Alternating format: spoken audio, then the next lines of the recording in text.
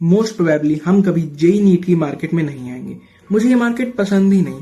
ऐसा कहने वाले शोभित निर्वाण 4 जनवरी को लॉन्च करते हैं मिशन जीत, जिसका मतलब है जेईई प्लस नीट की तैयारी करवाना।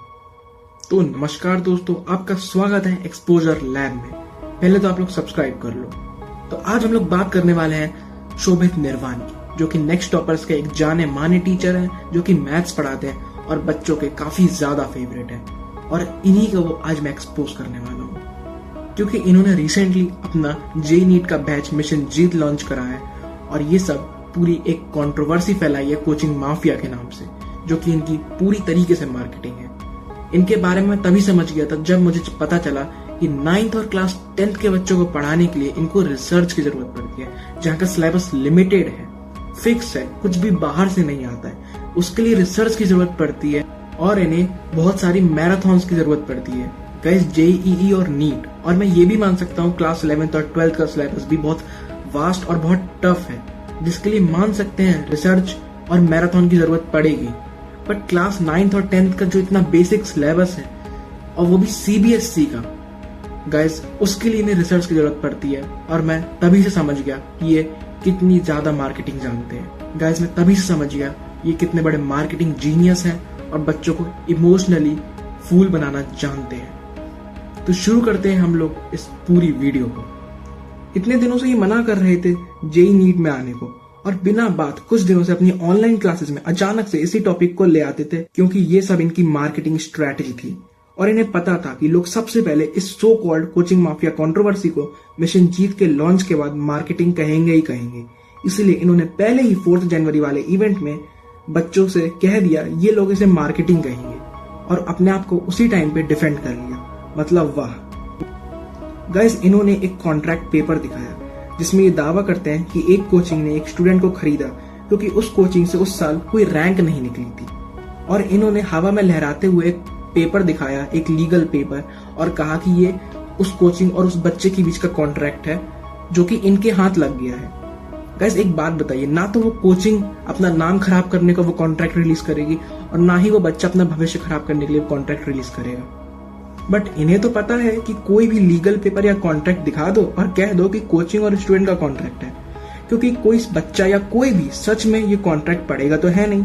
बस हवा में एक पेपर लहरा दो और करो मार्केटिंग। अगर इनका कॉन्ट्रैक्ट इतना ही सच्चा है तो उसको ऑफिशियली रिलीज करना चाहिए था, उसकी फोटोज या पीडीएफ रिलीज करनी चाहिए थी।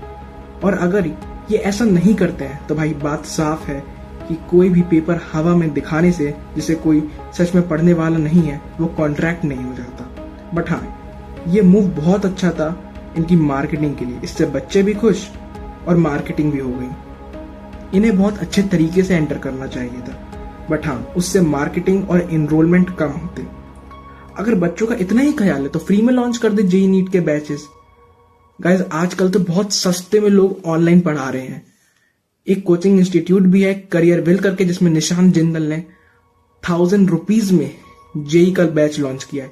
और इतने टॉप टीचर्स बुक के ऑथर्स को कोटा से लेके आए हैं। That is something called passion and love towards students. ये नहीं कि कोचिंग माफिया कंट्रोवर्सी कर दो और कह दो इन्होंने उत्साहिया है इसलिए मैं आ गया आपको पढ़ाने। और इन्होंने कहा कि कोचिंग वाले बोलेंगे कि तुम तो मना कर रहे थे आने को, और फिर अपने इसी सवाल का खुद जवाब देते हुए इन्होंने कहा कि तुमने उत्साहिया है। मतलब वाह भाई वाह, कोई भी उत्साहेगा और तुम इतना पैसा, टीम सब लगा के एक बैच ही लॉन्च कर दोगे पूरा। भाई, एक बैच लॉन्च करने में, वो भी नेशनल लेवल पे, और वो भी ऑनलाइन में, और वो भी इतने बड़े टीचर, इतने बड़े प्लेटफॉर्म नेक्स्ट टॉपर्स पे लॉन्च करने के लिए बहुत ज्यादा पैसा लगता है। और भाई, कोई भी अचानक से इतना पैसा किसी के उत्साहने से नहीं लुटा देता। भाई, ये बात तो साफ है कि बैच लॉन्च 100% प्री प्लान और वेल प्लान्ड था। और भाई, इन्होंने अपने 4 जनवरी वाले इवेंट में एक ऑडियो भी सुनाई थी। भाई, उसमें बहुत गलत शब्दों का उपयोग किया गया था, और अगर ये सच है तो भाई मैं इसकी निंदा करता हूँ। बट इन्होंने वो वीडियो किसी को नहीं दिखाई, और उसी कॉन्ट्रैक्ट की तरह इन्होंने एक वीडियो का ये ऑडियो सुनाया, जिसे कोई भी सच में देखने वाला या सुनने वाला तो था नहीं। और कोई भी ऑडियो या वीडियो चला दो जिसमें क्या पता वो सच्ची है कि नहीं, क्योंकि उस वीडियो को या ऑडियो को कोई सच में देखने वाला नहीं है। ऑडियो को बच्चों को सुनाया गया, बट क्या पता उस ऑडियो के पीछे उन्हीं का कोई आदमी बैठा हो या फिर उन्हीं का कोई आदमी वो आवाज दे रहा हो, क्योंकि वो वीडियो हमें असल में दिखाई नहीं गई और उसे पब्लिकली रिलीज भी नहीं करा गया। और भाई इसी तरह इन्होंने लूट लिया बच्चों का प्यार और पैसा इस मिशन जीत के लॉन्च में।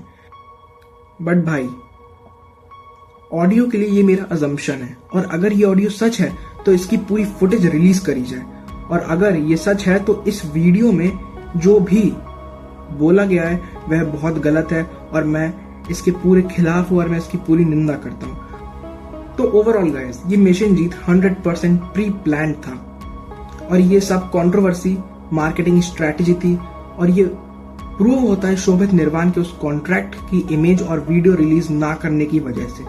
और अचानक अपनी ऑनलाइन क्लासेस में बार बार बिना बात जेई नीट के टॉपिक को ले आने से ऐसे ही रैंडमली और उसी टॉपिक पे रैंडम डिस्कशन चालू कर देना अपना ऑनलाइन क्लासेस में, ये सब इसको प्रूव करता है।